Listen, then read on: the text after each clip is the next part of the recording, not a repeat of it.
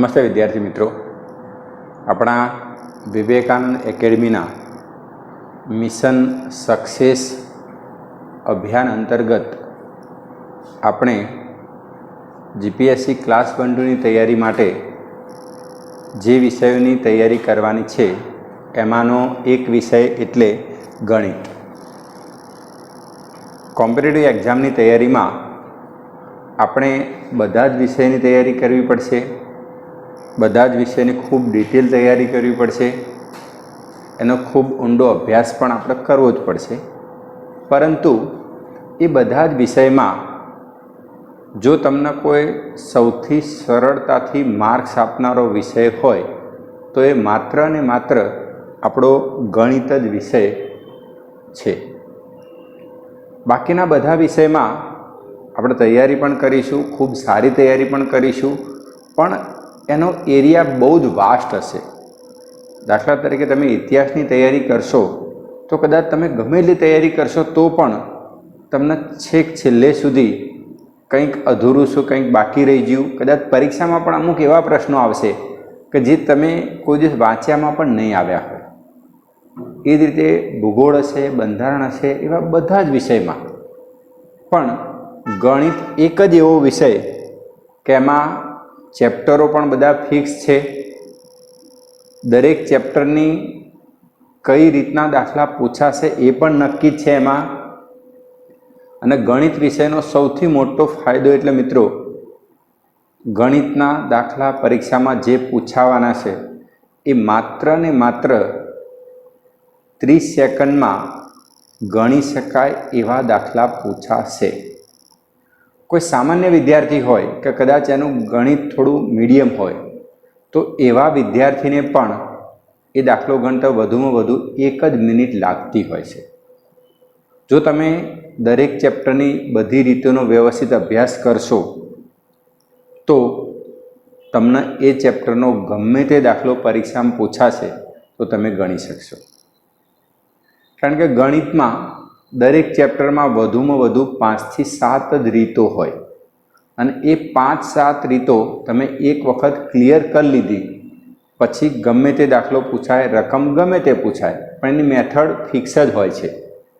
એટલે આપણે કોમ્પિટિટિવ એક્ઝામમાં સક્સેસ થવા માટેનો સૌથી અગત્યનો વિષય એ માત્ર ગણિત રહેશે.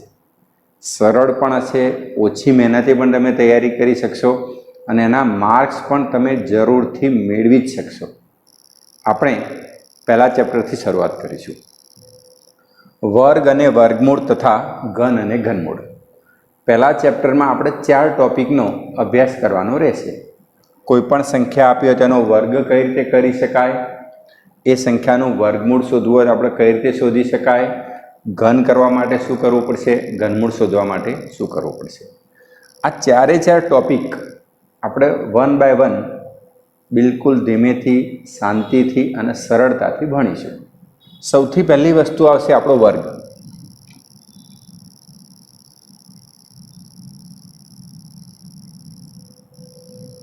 વર્ગની વ્યાખ્યા: કોઈપણ સંખ્યાનો વર્ગ કરવો એટલે એ સંખ્યાનો 2 વખત ગુણાકાર કરવો.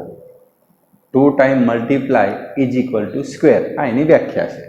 એ વ્યાખ્યા પ્રમાણે જો આપણે 1નો વર્ગ કરીએ તો 1નો વર્ગ એટલે 1નો 2 વખત ગુણાકાર, અને 1નો 2 વખત ગુણાકાર કેટલો થાય? 1 જ થાય. એ જ રીતે 2નો વર્ગ કરીએ તો 2નો વર્ગ એટલે 2નો 2 વખત ગુણાકાર કેટલો થઈ જશે? 4. 3નો વર્ગ કરીએ એટલે 3નો 2 વખત ગુણાકાર કરીએ એટલે કેટલા થશે? 9. 2 વખત ગુણાકાર, 2 વડે નહીં કે 3નો વર્ગ એટલે 3 ગુણ્યા 2 6 નહીં.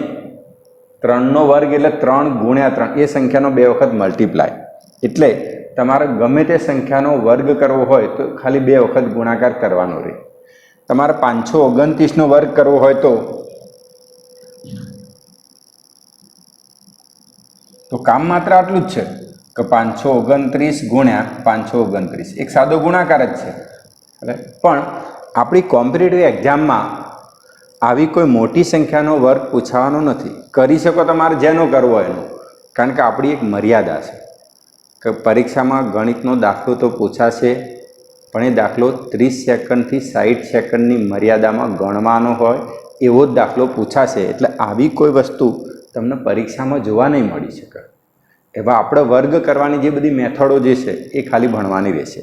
આપણું પહેલું કામ તો 1 થી 20 સુધીના વર્ગ આપણે મોઢે યાદ રાખી લેવાના, કારણ કે સરળ કામ છે, બધા લોકો કરી શકે છે. શરૂઆતમાં કદાચ તમને વર્ગ મોઢે ના યાદ રહે તો ગુણાકાર કરવાનો. દાખલા તરીકે 17નો વર્ગ કરવો હોય તો જો મોઢે યાદ રહે તો ઠીક છે, ના યાદ રહે તો 17 × 17 કરશો એટલે 289 મળશે. અને તમે થોડુંક વખત પ્રેક્ટિસ કરશો ને એટલે તમને મોઢે થઈ જશે. તમે જ્યારે સ્કૂલમાં ભણતા હતા ત્યારે 1 થી 20 સુધીના ઘડિયા તૈયાર કરતા હતા, તો એ તો ઘડિયો હતો. આ તો ખાલી 1 થી 20 સુધીના વર્ગ છે, એટલે તમે સરળતાથી કરી શકશો. અને જ્યારે તમે પરીક્ષામાં દાખલો ગણવાનો થશે એ વખતે 1 થી 20ની કોઈ પણ સંખ્યાનો વર્ગ કરવાનો આવે તો તમે તરત લખી શકશો, એની ગણતરી આગળ થઈ શકશે. બીજું કે જ્યારે કોઈ સંખ્યાનો છેલ્લો આંકડો 5 હોય, એ છેલ્લો આંકડો 5 હોય એવી કોઈ પણ સંખ્યાનો વર્ગ કરવા માટે એની સરળ રીત, દાખલા તરીકે 35નો વર્ગ તમારે કરવો છે, બરાબર? તો જો છેલ્લો આંકડો એકમનો આંકડો 5 હોય એવી કોઈ પણ સંખ્યાનો વર્ગ કરવો હોય તો આપણે માત્ર 2 જ કામ કરવાના. પહેલું કામ એટલે આગળની જે સંખ્યા હોય એ એના પછીના ક્રમ સાથે ગુણવાની. તો 3 છે એના પછીનો ક્રમ એટલે 4, 3 × 4 એટલે 12, અને 5નો વર્ગ એટલે 25 દર વખતે લખી દેવાનો. એ જ રીતે તમારે 75નો વર્ગ કરવો હોય તો માત્ર કામ આટલું કરવાનું રહે કે આગળની સંખ્યા એના પછીના ક્રમ સાથે ગુણાય. તો 7 પછીનો ક્રમ એટલે 8, એટલે 7 × 8 એટલે 56, અને 5નો વર્ગ એટલે કેટલો થઈ જાય? 25 થઈ જાય. એ રીતે 55નો વર્ગ કરવો હોય તો પણ તમે કરી શકો.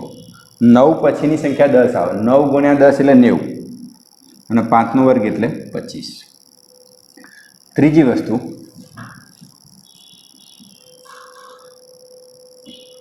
પરીક્ષામાં ઘણી વખતે બધા એકડાવાળી સંખ્યાનો વર્ગ કરવાનો આવશે.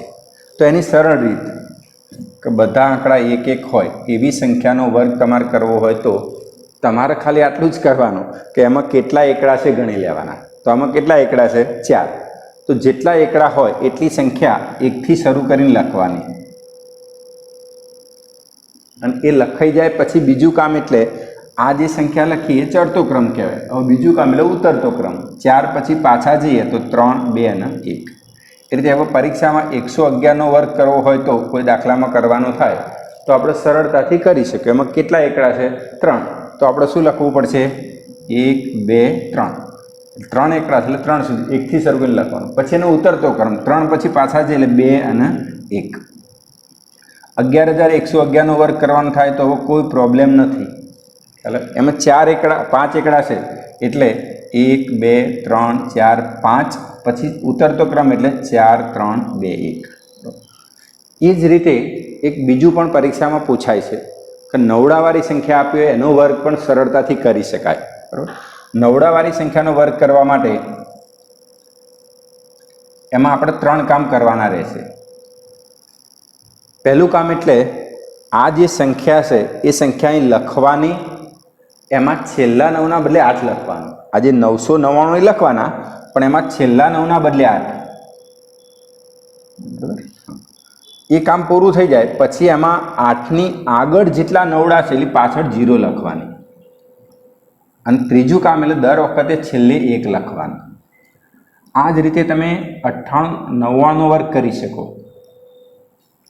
99નો વર્ગ કરો એટલે નવડાવાળી સંખ્યા છે એટલે છેલ્લા 9ના બદલે 8, પહેલું કામ. 8ની આગળ જેટલા નવડા છે એટલે 0 લખવાની, અને દર વખતે છેલ્લે 1 લખવાનું. આ જ રીતે તમે 99999નો વર્ગ પણ કરી શકો. 99999નો વર્ગ કરવો હોય તો આમાં છેલ્લા 9ના બદલે 8, બરાબર? 8ની આગળ જેટલા નવડા છે પાછળ 0, અને દર વખતે છેલ્લે 1 લખવાનું, બરાબર? ફરીથી મિત્રો, આપણો ટોપિક વર્ગ છે. વર્ગ એટલે કોઈ પણ સંખ્યાનો 2 વખત ગુણાકાર. 1 થી 20 સુધીના વર્ગ આપણે મોઢે યાદ રાખવાના છે. છેલ્લો આંકડો 5 હોય એવી કોઈ પણ સંખ્યાનો વર્ગ કરવા માટે આગળની સંખ્યાના પછીના ક્રમ સાથે ગુણાય અને 5નો વર્ગ એટલે 25 લખાય. એકડાવાળી સંખ્યાનો વર્ગ કરવો હોય તો જેટલા એકડા હોય એટલે એકથી શરૂ કરીને લખવાની, પછી એને ઉતરતા ક્રમમાં લખવાની. નવડાવાળી સંખ્યાનો વર્ગ કરવો હોય તો આ જે છેલ્લો 9 છે એના બદલે 8 લખવાના. આ સંખ્યા લખવાની, છેલ્લા 9ના બદલે 8. 8ની આગળ જેટલા 9 એટલે પાછળ 0 લખવાની અને છેલ્લે શું લખવાનું? 1 લખવાની. પાંચમી વસ્તુ, કોઈ પણ સંખ્યાનો વર્ગ કરો ને એટલે એ સંખ્યા પૂર્ણ વર્ગ કહેવાય. તો વર્ગ કરો એટલે એનો છેલ્લો આંકડો ફિક્સ જ હોય. દાખલા તરીકે 1નો વર્ગ કરીએ તો 1 આવે, છેલ્લો આંકડો 1 ગણાય. 2નો વર્ગ કરો એટલે 4, એટલે છેલ્લો આંકડો 4 આવે. 3નો વર્ગ કરો એટલે 9 આવે. 4નો વર્ગ કરો એટલે 4 × 4 16 થાય, એટલે છેલ્લો આંકડો 6 આવે. બરાબર. તો જે સંખ્યાનો છેલ્લો આંકડો 1, 4, 6, 5, 6, 9 અને 00 આવે તો એ સંખ્યા પૂર્ણ વર્ગ હોય.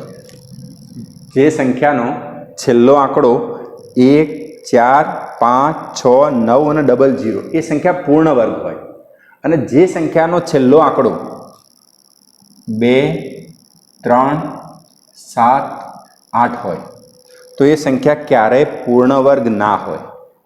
એટલે તમારે કોઈ સંખ્યા પૂર્ણ વર્ગ છે કે નહીં એ જો જોવું હોય તો માત્ર આટલું જ જોવાનું કે છેલ્લો આંકડો 2, 3, 7 અને 8 અને 1 0 આવતો હોય તો એ પૂર્ણ વર્ગ ના હોય. એટલે પરીક્ષામાં આનો ઉપયોગ સૌથી વધારે થયેલો છે. પરીક્ષામાં જે દાખલા પૂછાશે એ જનરલી આ નિયમના દાખલા આવે છે. બરાબર. આજે આપણે દાખલા પણ થોડાક જોઈ લઈશું.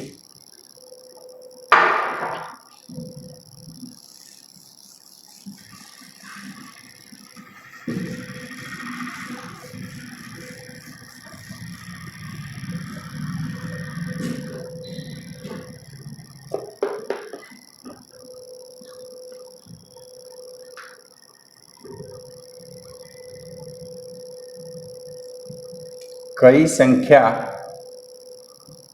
પૂર્ણ વર્ગ ન હોઈ શકે? એટલે તમને 4 ઓપ્શનમાં સંખ્યાઓ આપી છે, એમાંથી કઈ સંખ્યા પૂર્ણ વર્ગ નથી એ તમારે શોધવાનું રહેશે. હમણાં જે છેલ્લે સર્વેયરની જે ભરતી થઈ 2019માં, એ સર્વેયરની એક્ઝામમાં આ દાખલો પૂછાયેલો છે. તમને ખાલી એટલું જ છે કે 4 ઓપ્શન આપેલા હશે.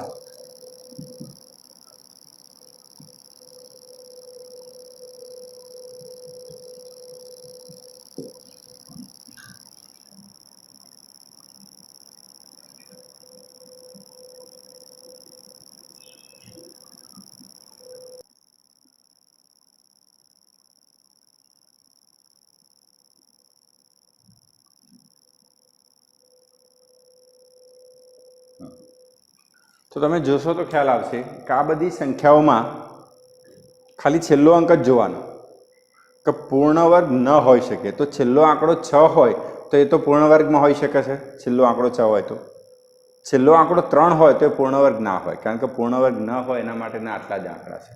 છેલ્લો આંકડો 5 છે એટલે પૂર્ણ વર્ગ હોય, છેલ્લો આંકડો 1 છે એટલે પૂર્ણ વર્ગ હોય. બરાબર. એટલે કઈ સંખ્યા પૂર્ણ વર્ગ નથી એ શોધવાનું હતું. તો આમાંથી પૂર્ણ વર્ગ ના હોય એવી સંખ્યા કઈ છે? 3 છે. પરીક્ષામાં બીજો પણ એક દાખલો કે જે તમને પ્રેક્ટિસ માટે લખાવું છું એ કરજો.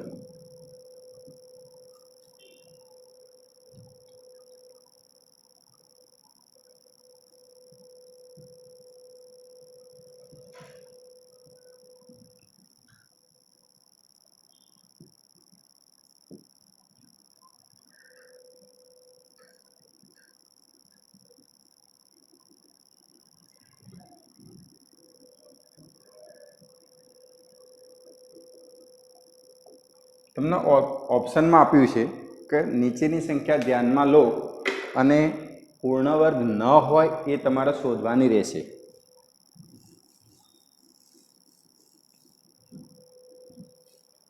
આ જે દાખલો તમને લખાવું છું એ જીપીએસસીની એક્ઝિક્યુટિવ એન્જિનિયરની જે એક્ઝામ હતી એનો દાખલો છે. અને જીપીએસસી ક્લાસ 1, 2નો દાખલો હોય એટલે એમાં કંઈક થોડું વિશેષ હોય. કામ એનું એ હોય તો એની વિશેષતા હોય.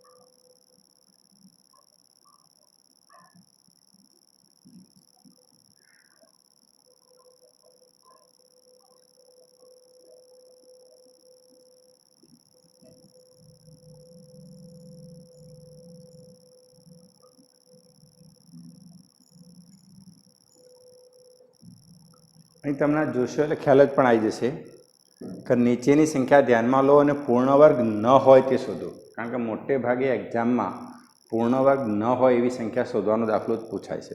તો આપણે હમણાં જ જોયું કે છેલ્લો આંકડો 2 હોય એટલે પૂર્ણ વર્ગ ના હોય, એટલે આ સંખ્યા પૂર્ણ વર્ગ નથી. છેલ્લો આંકડો 3 હોય એટલે એ પણ પૂર્ણ વર્ગ ના હોય, એ સંખ્યા પૂર્ણ વર્ગ નથી. છેલ્લો આંકડો 4 હોય તો એ પૂર્ણ વર્ગ, કારણ કે 2 નો વર્ગ 4 થાય, અને 7 છે એટલે પૂર્ણ વર્ગ ના હોય. તો પૂર્ણ વર્ગ ન હોય એવું પહેલું, બીજું અને ચોથું ઓપ્શન. તો પહેલું, બીજું અને ચોથું ઓપ્શન એટલે આપણો સી ઓપ્શન. બરાબર. ફરીથી નીચેની સંખ્યા ધ્યાનમાં લો અને પૂર્ણ વર્ગ ન હોય એવા શોધો. પૂર્ણ વર્ગ ન હોવા માટે છેલ્લો આંકડો 2 છે એટલે પૂર્ણ વર્ગ ના હોય, 3 છે એટલે પણ પૂર્ણ વર્ગ ના હોય, 4 હોય એટલે પૂર્ણ વર્ગ હોઈ શકે, અને આ 7 છે એટલે પૂર્ણ વર્ગ ના હોય. એટલે મલ્ટી ઓપ્શનવાળા દાખલા પણ તમને પરીક્ષામાં પૂછાશે. બીજું એક આ પૂર્ણ વર્ગ જે વર્ગનો જે આપણો ટોપિક છે એમાં પરીક્ષામાં એક રીતના આ દાખલા પૂછાશે. બીજી રીતના દાખલા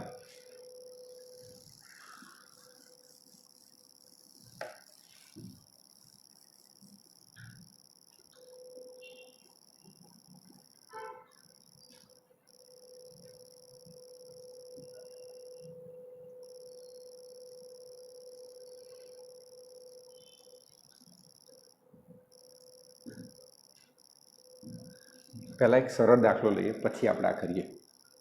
આમાં 2 રીતના દાખલા આવશે. એક રીત આપણે સરળતા, જે ક્લાસ 3 વગેરેની એક્ઝામ હશે તો એમાં સરળતાથી ગણી શકાય એવો દાખલો આવશે, અને જીપીએસસી ક્લાસ 1-2નું લેવલ હશે તો એમાં થોડુંક વિશેષ કંઈક આવે. આપણે 2 રીતે શીખીએ.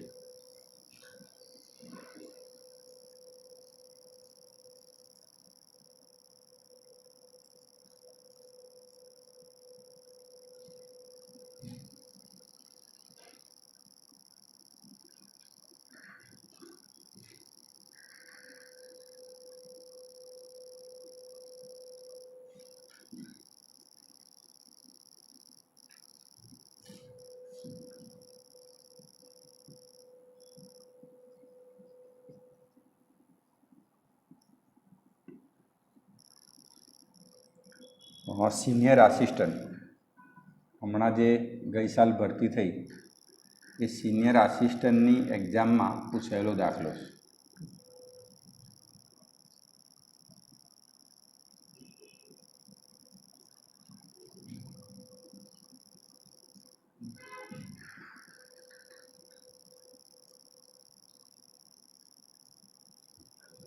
આ પ્રકારનો કોઈ દાખલો પૂછાય કે આ સંખ્યાને પૂર્ણ વર્ગ બનાવવા માટે તેમાં નાનામાં નાની કઈ સંખ્યા ઉમેરવી પડે.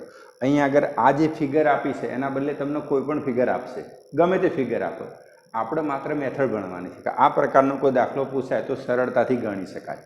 બરાબર. તો તમારે ખાલી આ જે 4 ઓપ્શન છે, ખ્યાલ કે કઈ સંખ્યાઓ ઉમેરવાથી પૂર્ણ વર્ગ બને, તો ખાલી આ સંખ્યા ઉમેરી દેવાની રહે. એટલે જો આમાં ઉમેરી દઈએ તો ડાયરેક્ટ જેમ જેમ તમે ગણિતનો અભ્યાસ કરશો એમ તમે સરવાળા, બાદબાકી, ગુણાકાર, ભાગાકાર ડાયરેક્ટ કરી શકશો. અત્યારે હું તમને ધીમેથી જ ભણાવીશ. ખ્યાલ. તો જો 8 ને 2 10 એટલે 10 ની 0, પછી વધી 1, 6 ને 1 7. બરાબર. હવે છેલ્લે 1 શૂન્ય આવે એટલે પૂર્ણ વર્ગ ના આવે, છેલ્લે એક જ શૂન્ય આવે એટલે પૂર્ણ વર્ગ ના આવે, એટલે કામ પૂરું થઈ ગયું. અહીં આગળ 88 ઉમેરીએ તો 8 ના 8 16, 16 ના 6 વધી પડી 1. બરાબર. એટલે અહીં આગળ 9 આવશે, એટલે એ પણ પૂર્ણ વર્ગ નહીં થાય. 192 ઉમેરીએ, બરાબર, તો 192 ઉમેરીએ તો 8 ને 2 10 ની 0, વધી પડી 1, 9 ને 1 10 ની 0 એટલે 2 શૂન્ય થઈ, વધી પડી 1, 1 ને 1 2 એટલે 82 થયા. એટલે 82 0 0. આ જે ફિગર કઈ બની? 82 0 0. હવે આ પૂર્ણ વર્ગ નથી એવું આપણને ખ્યાલ આવે, કારણ કે 2 0 એટલે વર્ગમૂળ નીકળે, પણ આ 82 છે તો 82નું વર્ગમૂળ ના નીકળે, કારણ કે 81નું વર્ગમૂળ 9 થાય આપણને ખબર છે, એટલે 82નું વર્ગમૂળ ના નીકળે, એટલે આ પણ શક્ય નથી. હવે આ જે 92 અંદર ઉમેરી દઈએ, બરાબર, તો 2 ના 8 10 ની 0, વધી પડે 9 ને 10 ની 0, પછી વધી 1 એટલે અહીં આગળ 81 થઈ જશે. આ સંખ્યા જો આની અંદર ઉમેરી દઈએ, બરાબર, તો આ સંખ્યા, અને પૂર્ણ વર્ગ બનાવવાની હતી એટલે જે આનું વર્ગમૂળ નીકળે, જેનું વર્ગમૂળ નીકળે એ પૂર્ણ વર્ગ કહેવાય. એટલે 81નું વર્ગમૂળ 9 થાય, અને 2 0 તેનું વર્ગમૂળ 1 0, એટલે આનું વર્ગમૂળ કેટલું થશે? 90. એટલે આ પૂર્ણ વર્ગ થઈ જશે. બીજો જે જીપીએસસી ક્લાસ 1-2 લેવલનો જે દાખલો પૂછાશે આ જ રીતનો, પણ એને આપણે જુદી રીતે ગણવો પડશે.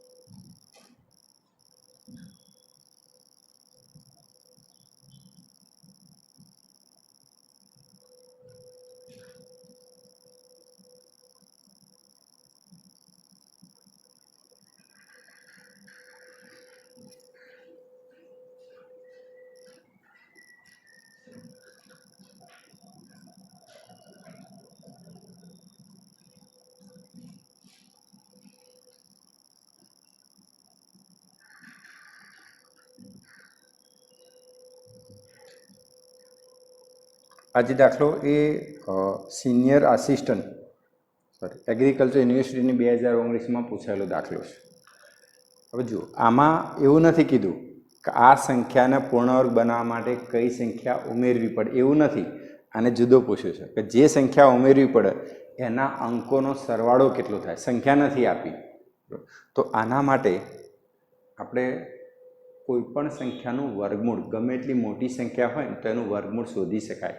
તો એ વર્ગમૂળ શોધવાની મૂળ પદ્ધતિ ઉપર જવું પડશે. એ પદ્ધતિ થોડીક લાંબી પણ છે અને શીખવામાં થોડીક અઘરી લાગશે તમને. હું પ્રયત્ન કરીશ પણ એટલું સરળતાથી તમે નહીં શીખી શકો. કદાચ આપણા ક્લાસ જ્યારે શરૂ થશે એ વખતે તમે મને રૂબરૂ મળશો, કદાચ અત્યારે આવડી જાય તો સારી જ વસ્તુ છે, પણ કદાચ ના આવડે તો જ્યારે ક્લાસ શરૂ થાય એ વખતે તમે મારી પાસે પર્સનલી આવજો. હું તમને બેસાડીને શાંતિથી 3-4 દાખલા કરાવી દઈશ. તમારી પાસે પણ 1-2 દાખલા ગણાય છે એટલે તમને કોન્ફિડન્સ આવી જશે. વસ્તુ સહેલી છે પણ તમારે શીખવા માટે થોડો પ્રયત્ન કરવો પડશે. તો કોઈપણ સંખ્યાનું વર્ગમૂળ શોધવાની એક મેથડ છે, એ મેથડથી આપણે આમાં કામ કરવું પડશે.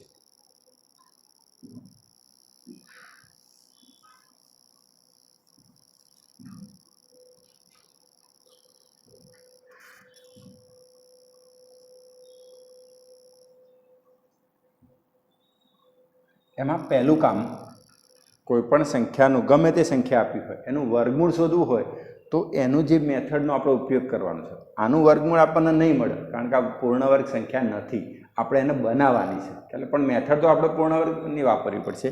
તો એમાં પહેલું કામ 2-2ના જોડકા બનાવવાના. છેલ્લેથી 2-2ના જેટલા બને એટલા બનાવવાના. આમાં ના બને એટલે પૂરું, બરાબર. હવે આપણે જે ભાગાકારની રીત વાપરતા હતા એ ભાગાકારની રીતનો જ યુઝ કરવાનો. પણ જે જૂની ભાગાકારની રીત હતી એ નહીં. આની એક નવી મેથડ છે કે આપણે પહેલી સંખ્યા લેવાની, એનો ભાગ ચલાવવાનો ખરો પણ એની એ સંખ્યા, ધારો કે 1થી ભાગ ચલાવો તો 1 ગુણ્યા 1, 1 અને અહીંયા આગળ 1 એટલે 1 એકા 1 આવ. પણ 1થી ભાગ ચલાવો તો નાનું થઈ જાય એટલે 2થી ભાગ ચલાવવો પડશે. તો 2 દુ 4, 3થી ભાગ ચલાવો તો 3 તરી 9 એટલે વધી જશે. એટલે આપણો ભાગ કેટલાય ચાલશે 2, એટલે 2 દુ 4. જે સામાન્ય બાદબાકી કરતા હતા તે કરવાની. હવે આમાં એક જે નવું કામ આવક શરૂ થશે. એક કામ તો એની સંખ્યા રાખવાની, બીજું કે આ સંખ્યા જે હોય એ બેનો સરવાળો લખવાનો. આ જેટલાય ભાગ છે પછી આમાં એક સંખ્યા નહીં ઉતારવાની, બેનું જોડકું ઉતારવાનું. એટલે 6 નહીં ઉતારવાનું, 62 ઉતરે સીધા. હવે પાછું હમણાં જે કર્યું, અહીં સંખ્યા લખવાની એટલા વડે ભાગ ચલાવવાનો, બરાબર. હવે આ કામ થોડું કોમન સેન્સથી કરવું પડશે કે 1 લખીને 1 વડે ભાગ ચલાવો તો 41 એકા 41 જ થાય. સંખ્યા તો બહુ મોટી છે. 5 વડે જોઈ લઉં તો 5 ચોક 20 એટલે હજુ 200 જ થાય છે. 6 વડે, 7 વડે, 8 વડે, 8 ચોક 32 એટલે હજુ થોડી નાની થાય છે. એટલે હવે હું 9 વડે છેલ્લે જાઉં તો 9 લખી અને 9 વડે ભાગ ચલાવવાનો. તો જુઓ, 9 9 81ના 1 વધી પડી 8, 9 ચોક 36ના 8 44. એટલે અહીં 9 વડે ભાગ ચાલ્યો કહેવાય. 2માંથી 1 બાદ કરી એટલે 1, 6માંથી 4 એટલે 2, 4માં 4 એટલે 0. ઉપરથી જોડકું ઉતારવાનું. હવે જે આપણે કામ કરવાનું છે એમ અહીં જે સરવાળો કરે આને સરવાળો. હવે અહીં સંખ્યા લખીને એટલા વડે ભાગ ચલાવવાનો આપણે. આ પણ કોમન સેન્સથી કરવું પડે. અહીંયા આગળ 2160 છે એટલે ડાયરેક્ટ દાખલા તરીકે 4 ભાગ ચલાવો તો 4 પંચું 20, બરાબર. જો 5 ચલાવો તો 5 ગુણ્યા 5 એટલે 25 વધી જાય. એટલે મારે ચલાવો 4 જ પડશે. એટલે 4 લખી અને 4 વડે ભાગ ચલાવવાનો, બરાબર. એટલે 4 ચોક 16ના 6 વધી પડી 1, 4 8 32 ને 33ના 3 વધી 3, 5 ચોક 20 ને 3 23. હવે જે આ દાખલો છે એનું કામ છે આ છે કે આ બેની ઊંધી બાદબાકી કરવાની, ખાલી ઊંધી બાદબાકી કરવાની. તો આની ઊંધી બાદબાકી 16માંથી 8 જાય એટલે 8, 12માંથી 6 જાય એટલે 6, 2માંથી 1 જાય એટલે 168. તો આ સંખ્યામાં 168 ઉમેરીએ એટલે પૂર્ણ વર્ગ બની જાય. હવે આપણો જે જવાબ માગ્યો છે એના આંકડાનો સરવાળો 6 અને 7 8 15, તો એનો સરવાળો કેટલો થાય? 15. ક્લિયર?